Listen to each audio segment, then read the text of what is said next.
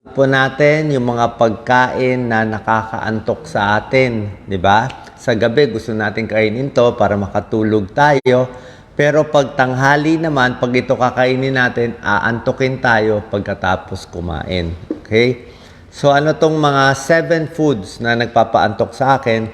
Basically, ito pong mga pagkain mataas sa tryptophan or mataas sa carbohydrates, nakakaantok.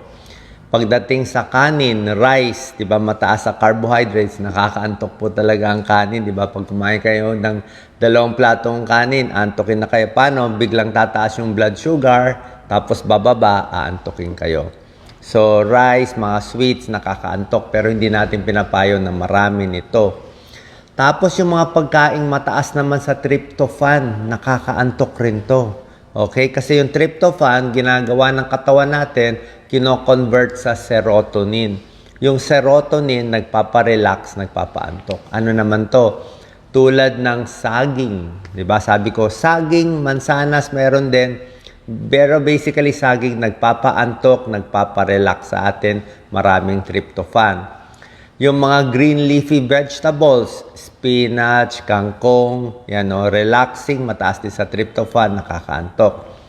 Pang-apat, yung mga soy, mga tokwa, tofu, taho, pamparelax, pampaantok din yan.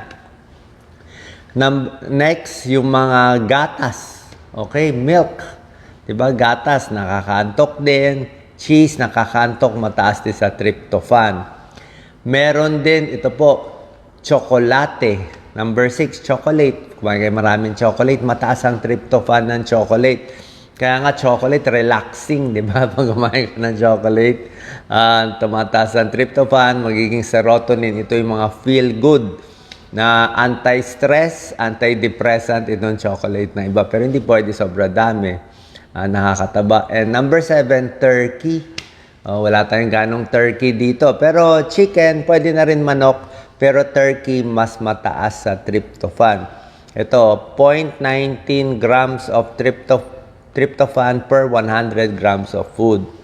Okay? So, ito po yung mga pagkain na nakakantok like rice, milk, saging, chocolate, turkey, spinach, mga kangkong, soy, at iba pa.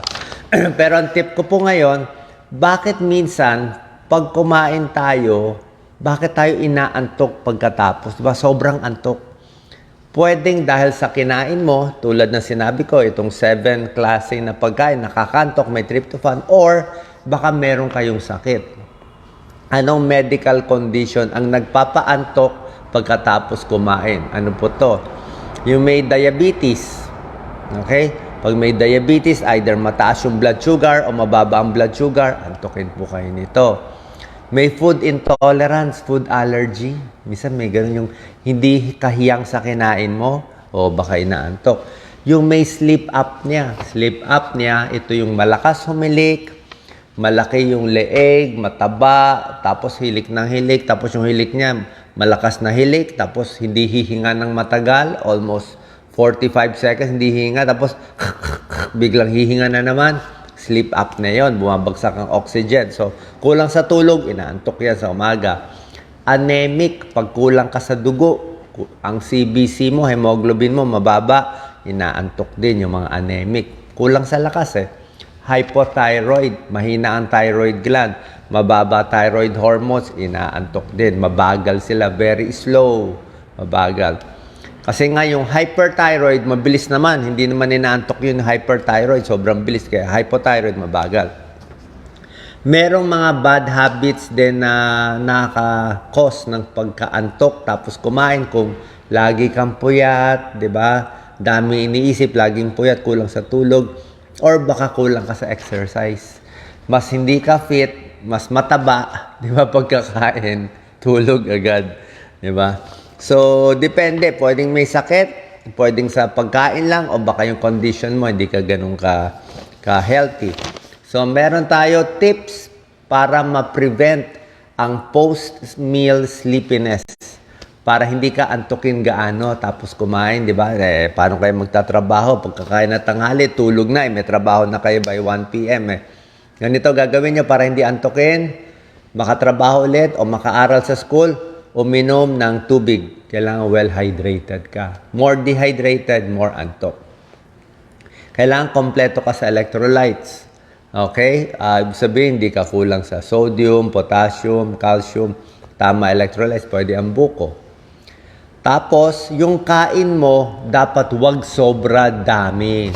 Diba? Kasi pag dinamihan mo yung kain mo, only rice, binusog mo, antokin ka. Hindi ka nga pwede mag-drive pag magda-drive ka o magmomotor ka na busog, bawal po yun. Kasi aantokin ka, baka maantok ka sa sasakyan. Marami yun, nakakatulog, nababangga. Kaya ang secret, small frequent meals. Para hindi ka antokin, kain ka konti-konti, umaga, 7 a.m. O tapos, konting merienda. Tapos, tanghalian, konti. Mga alas 3, alas 4, konting merienda. Sa gabi, dinner. Konti-konti para yung balance yung sugar mo. Hindi biglang kumain ng 3 platong kanin, taas ng sugar, tapos babagsak yung sugar, antokin na. Get enough quality sleep. Dapat kompleto yung tulog sa gabi. Baka kaya ka inaantok, kulang ka sa tulog. Dapat may exercise. Mas fit, mas active ang katawan, mas magalaw, mas hindi ka antokin. Iwas o bawas sa alak. Okay? Alak nakakaantok at nakakasira ng tulog natin yung alak. Kala nyo lang alak pampatulog, hindi po. Ang alak nakakababaw ng tulog, masakit ang ulo mo paggising, may hangover ka pa, hindi maganda sa'yo. Pagdating sa kape, pwede naman yung kape pampagising, kaya lang minsan nagkape, gigising, tapos mamaya antokin na lang, makaabot ka pa ng 6 na tasang kape sa isang araw. So, up and down, baka magulo lang yung tulog mo sa gabi. Kaya siguro, modulate lang. I-control lang yung dami ng kape. Baka 1 to 2 cups in a day.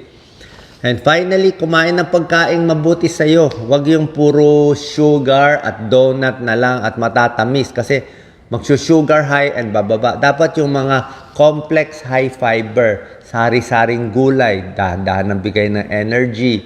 Diba? Mga fatty fish, isda, pwede, mani, pwede, 'di ba? So mas balance yung diet, may konting prutas, protina, mas maganda ang bigay ng energy sa iyo. Okay? Pero basically naman, kung talagang kumain ka lang, inaantok ka, yung konting antok lang, hindi naman talaga 'to masama eh. 'Di ba? Hindi naman talaga sakit 'to unless tulad na sinabi ko, meron kang diabetes, sleep apnea, anemia, hypothyroid, or food intolerance. Kung wala naman kayong ganitong sakit, okay naman kayo, healthy naman kayo, normal naman maantok-antok, siguro lakad-lakad lang, gising-gisingin ang sarili. Sana nakatulong tong video para sa inyo. God bless po.